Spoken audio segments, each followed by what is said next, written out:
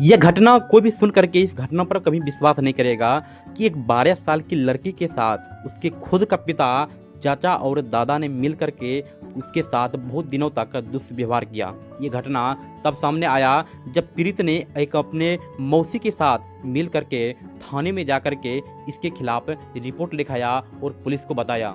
पीड़ित ने अपने मौसी के साथ पुलिस को शिकायत पत्र देते हुए बताया कि उसके सगे बाबा, पिता और चाचा ने उसके साथ कई महीनों तक रेप किया और इसकी वजह से वह 2 माह की गर्भवती भी है।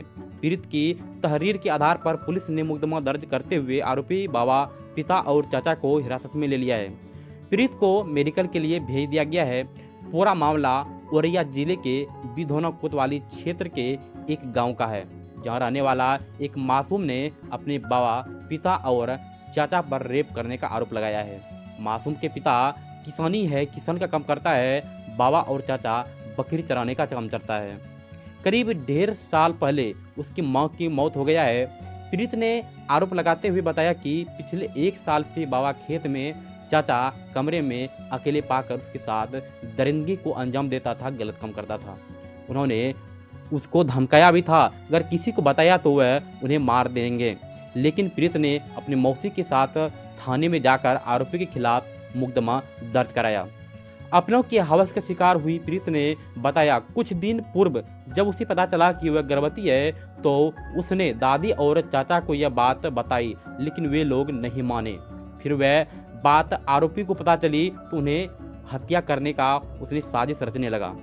इसी बीच पीड़ित ने हिम्मत जुटाई और दिबियापुर अपनी मौसी के यहाँ पहुंची और उनको यह सारी बात बताई। बात सुनने के बाद मौसी नाबालिग को लेकर के कोतवाली पहुंची, जहां पर पुलिस को घटना की सारी जानकारी दी।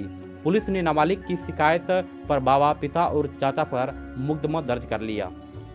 वहीं पीड़ित ने बताया कि कुछ साल पहले उनके माता पिता का झगड़ा हो गया था और फिर